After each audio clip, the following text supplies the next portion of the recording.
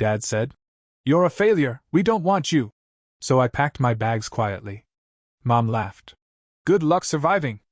2 weeks later they begged me to come back when I still remember the way the words hung in the air, like smoke after a fire. My father's voice, sharp and full of disgust, pierced through me. "You're a failure. We don't want you." And then came the final blow, my mother's laugh, light and cruel. "Good luck surviving," she said, sipping her coffee like we were nothing more than gossip at her table. I didn't argue. I didn't shout. I didn't even cry. I simply turned and walked upstairs, feeling each step heavier than the last. I packed my things into 2 old duffel bags. No ceremony. No second thoughts. I moved like a machine, not even sure what I was feeling: anger, sadness, shame? Maybe all 3 at once. Downstairs, I could still hear them talking, as if my departure was already old news. My heart ached with a hollow, gnawing pain. For 24 years, I had done everything I could to win their approval. Honor roll student. First job at 16. Paid my own way through community college. Helped around the house when my brother couldn't be bothered. And for what? I took one last look at the bedroom I'd called mine, the peeling posters, the battered dresser, then I zipped up the bags and left without a word. As I stepped outside into the cold night, a strange feeling washed over me. Fear, yes. But also, something else. Something like the first breath after being underwater too long. I didn't have a plan. I didn't have much money. But I knew one thing for certain: I was never coming back. The first night away from home wasn't some triumphant movie moment.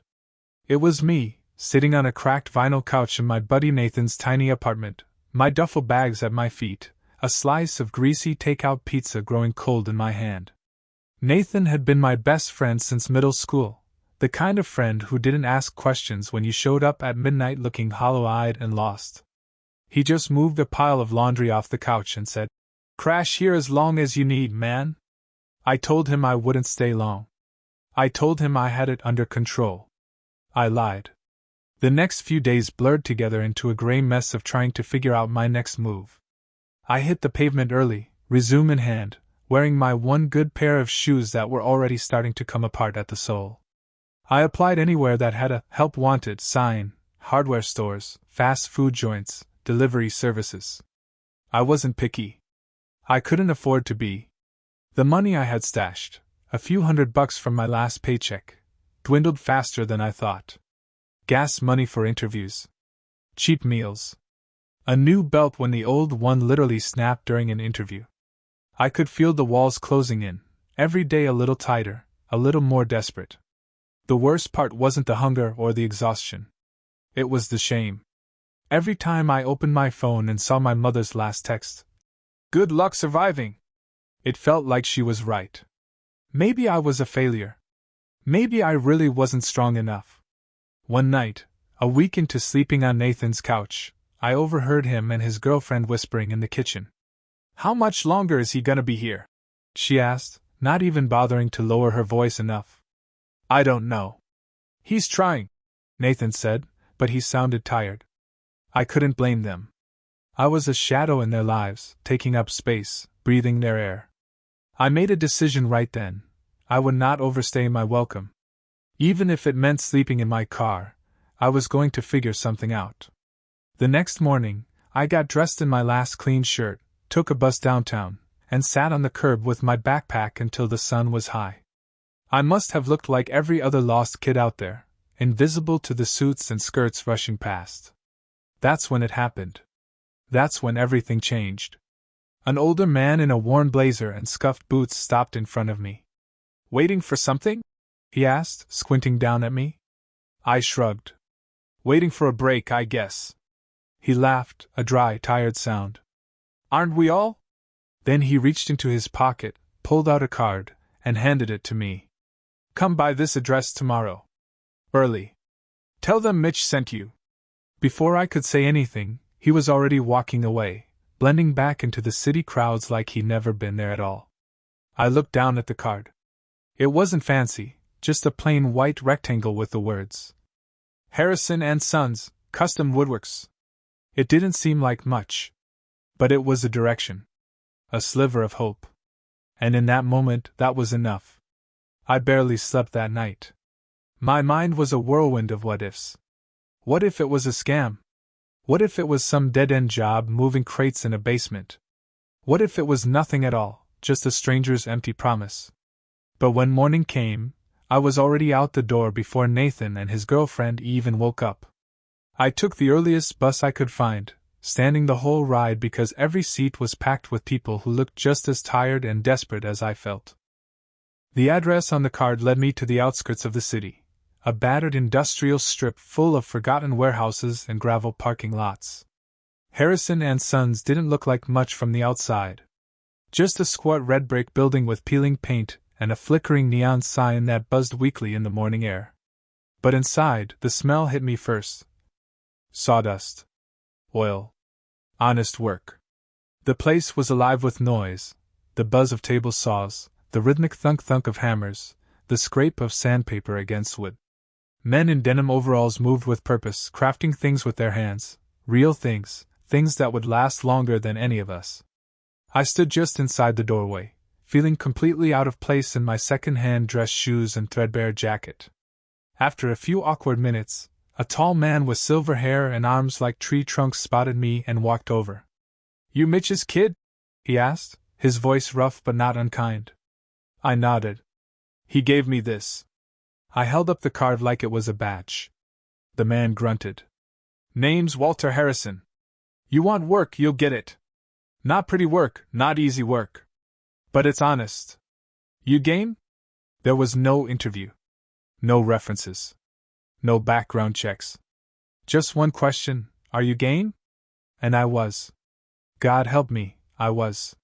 Walter tossed me a pair of gloves that looked like they'd survived a war and pointed toward a stack of rough planks by the back wall. "First job, sort those. Good wood to the left, scrap to the right. Breaks at noon. If you're still standing by then, we'll talk about keeping you longer." That morning nearly broke me. The planks were heavy, splintered, and the cold air made my fingers feel like they were full of broken glass. My shoulders screamed. My back threatened mutiny. But I didn't stop. For once in my life, I wasn't going to be the disappointment they said I was. By noon, my arms felt like wet noodles, but the stack was sorted, the scraps hauled off, and the good wood stacked neatly against the wall. Walter came back, looked over the piles, and nodded once. "You work like you mean it," he said. Then he handed me an envelope. Thin. Simple. Inside was $200 cash. "You come back tomorrow, same time. We'll see if you're serious about making this a real thing." I stood there for a second, staring at the envelope. It wasn't much.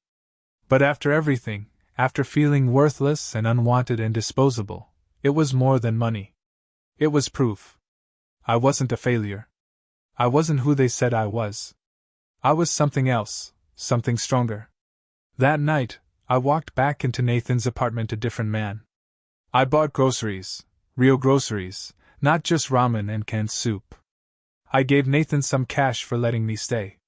I even started looking at listings for a room to rent, something small but mine. And for the first time in years, when I looked at myself in the mirror, I didn't see someone who had to beg for scraps of love from people who only loved him when he was useful. I saw someone who had fought back, quietly, fiercely, without begging for applause. 2 weeks. That's all it took. 2 weeks of sweat, bruises, and sawdust under my fingernails. 2 weeks to start building a life of my own. And then, just as my life was beginning to turn, the calls started coming. It started with a voicemail. I almost didn't listen to it. My phone buzzed while I was sanding down a stubborn old oak cabinet in the workshop, and by the time I checked it, the message had already been sitting there for an hour. The screen showed the caller, Dad. For a moment my gut twisted. Old habits die hard. There was still a part of me, the part they raised, that thought, maybe he's finally proud of me. Maybe he's calling to apologize. I pressed play. His voice was sharp, impatient, like he was hurrying through the words. "Call us back. It's important." No hello. No how are you.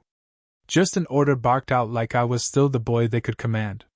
I deleted the message without replying. A few hours later, another call. Mom this time.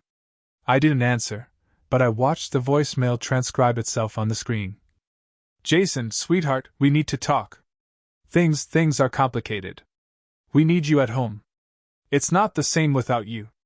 Not the same without you. The same woman who laughed when I packed my bags like I was a joke now saying she needed me? I pocketed the phone and went back to work, letting the steady hum of tools drown out the noise in my head. But they didn't stop. The texts started piling up, like a tide trying to pull me back under. Dad, your brother is messing up the bills. We're in trouble. Mom, please, Jason. Just come home for a few days. We miss you. Dad, you think you're better than us now? Grow up. Mom, I know we said things we didn't mean. Family forgives. The guilt they tried to pour into every word, it used to work. It used to break me.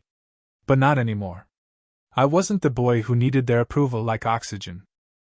I was the man who had a paycheck, a place lined up, a future.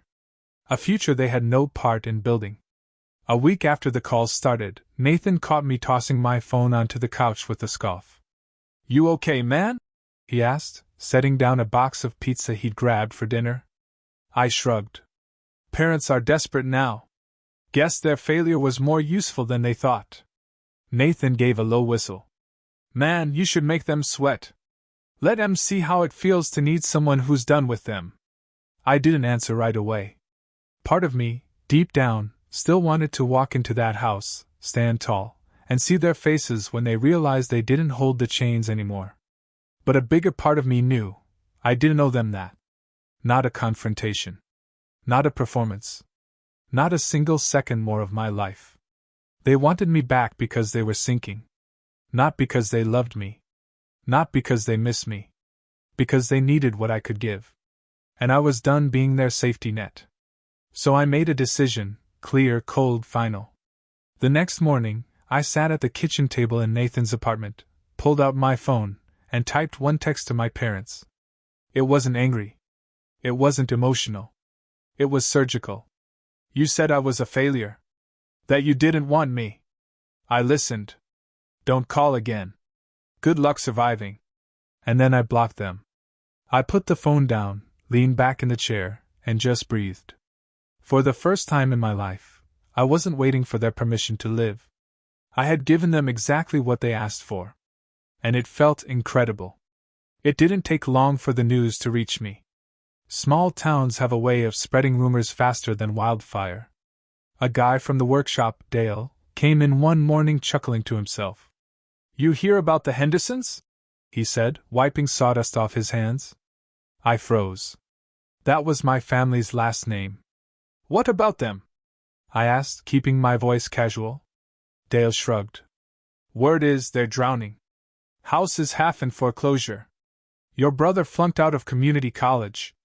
Your old man got let go from the factory. He shook his head. Tough break, huh? I just nodded, biting back a smirk. Tough break, indeed. They had built their lives on appearances. The proud family, the good name, and without me there to patch the holes and keep the lights on, it all unraveled faster than they ever thought possible. I wasn't gloating. Well, maybe a little. But mostly, I just felt this quiet, solid satisfaction. I didn't have to lift a finger. I didn't have to say a word. Life was giving them the lesson I never could. And me? I was just getting started. It was a Saturday afternoon when they showed up. I had just gotten back from the workshop, arms sore, boots caked in dirt and sawdust. I was climbing the stairs to my new apartment, a tiny studio, but mine, when I heard the familiar voices. Turning the corner, I saw them standing there in the hallway. Dad, arms crossed. Mom, wringing her hands like she was the victim. For a second, we all just stared at each other. Then Dad spoke first. Jason, we need to talk. I shook my head. No. You made it pretty clear before. Mom stepped forward, her voice trembling. Please, Jason. Things aren't good at home. We didn't mean what we said. I studied them. The worn clothes. The tired faces. The desperation they couldn't quite hide anymore. It should have made me feel something. Pity, maybe. Anger. Regret. But all I felt was distance. Like I was looking at strangers. You told me you didn't want me, I said calmly. You told me to survive. So I did. Dad's face flushed. We were angry. You can't hold that against us forever. I just smiled, not cruelly, but with a kind of finality. You were right, I said. I'm better off without you. Then I turned, unlocked my door, and left them standing in the hallway. I didn't open the door when they knocked. Not once. Not even when Mom's voice cracked, begging me to hear her out. I sat on the other side, calm, sipping a cheap cup of coffee, listening as the knocking grew softer, then stopped. After a few minutes, I heard their footsteps retreat down the hallway. I didn't feel victorious. I didn't feel cruel. I just felt free. Later that night, I blocked their new numbers too. No more late-night guilt trips. No more family emergencies. No more pretending they cared when they only ever needed. For the first time in my life, I wasn't living for their approval, or anyone else's. I was building something real. Piece by piece. Without them. And that was enough. The weeks that followed felt unreal. It was like stepping out of a storm into sunlight, blinking, unsure if it was real, waiting for the rain to start again. But it didn't. Walter at Harrison & Sons offered me full-time. Steady hours. Real pay. Health insurance. He even gave me a set of my own tools, battered and second-hand, but mine. I found a better apartment too. Still small, still humble. But when I turned the key in the lock, it felt like victory. A little one-bedroom with scuffed hardwood floors, a view of the cracked alley below, and enough space for a battered second-hand couch and a mattress on the floor. It didn't matter. It was mine. I bought a used pickup truck next, an old Ford with a dented fender and a stubborn transmission. But it ran. And every time I slid into that driver's seat, I remembered all the nights my father muttered under his breath about what a loser I was, how I'd never make it out there. Funny how quiet those voices sounded now. Meanwhile, back in the town I left behind, the cracks were spreading. I didn't need to hear it from them, word travels. Friends of friends whispered about it at the diner. Neighbors talked about it at the workshop. The mortgage went unpaid. My brother, the one they always compared me to, got caught stealing from the gas station where he worked. Dad's old buddies stopped coming around. Mom, once the queen of neighborhood gossip, suddenly didn't have anyone to sip coffee with.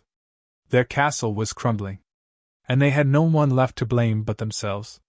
Every now and then, I'd get a glimpse of it, a voicemail from a number I didn't recognize, a Facebook message from some distant cousin saying, "You should call your parents, they're not doing well." I didn't answer. I didn't even open them anymore. I didn't need revenge. Watching them reap what they sowed, that was enough. And me? I kept building. Saved every spare dollar. Took extra shifts when I could. Started dreaming bigger, little by little. A woodworking certification course. Plans for my own tiny business someday. A life that wasn't about surviving, but thriving. I was everything they said I couldn't be. And I did it without them. It was almost a year to the day when I saw them again. Not by choice. Walter had invited me to a local craft fair to show off some of the custom work I'd been helping build, beautiful tables, hand-carved benches, things made to last generations. It was a big deal. My first real step into the world as someone.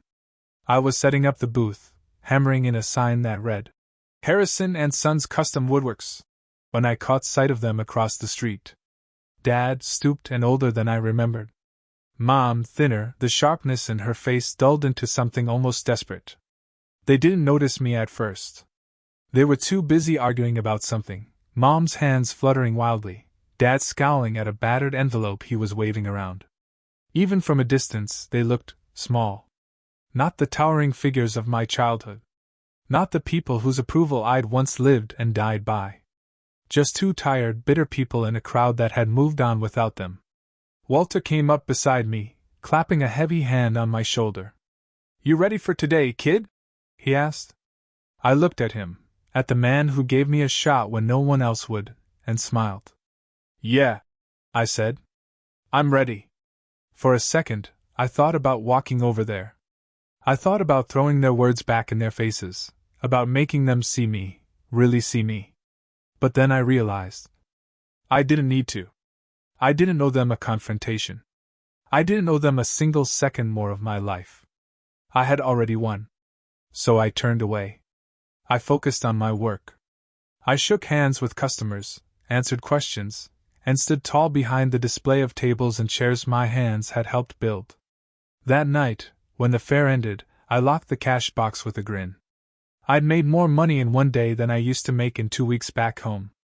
And as I drove my old pickup back to my apartment, windows down, night air cool against my skin, I felt something I hadn't felt in a long, long time. Peace.